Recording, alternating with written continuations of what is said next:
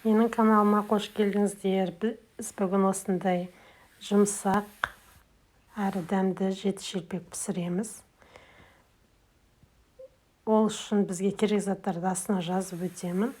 Біз құрғақ ыдысқа өстіп жұмыртқамызды жарып алып, оған қасықтың ұшымен тұз, бір ас қасық қант, орта шай қасықпен ас содасын қосамыз.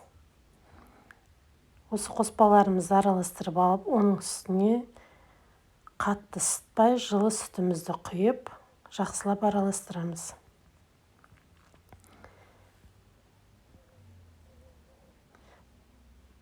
Осы қоспаның үстіне ұнымызды салып тұрып, жұмсақ тесто илейміз.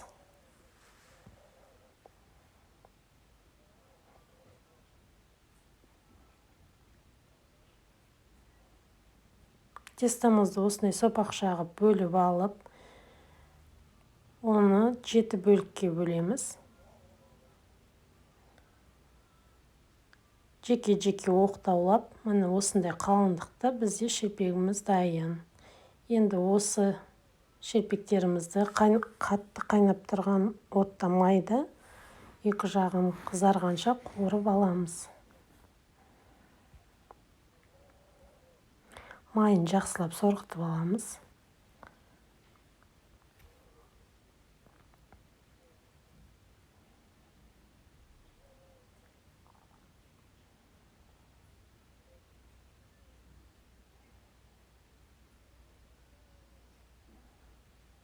Міне бізде осындай жақсы көтерілген шелпектеріміз дайын болды. Жұма қабыл болсын. Егер менің каналыма қосылмасаңыз, қоңыраушаны басылып қосылып кетіңіздер.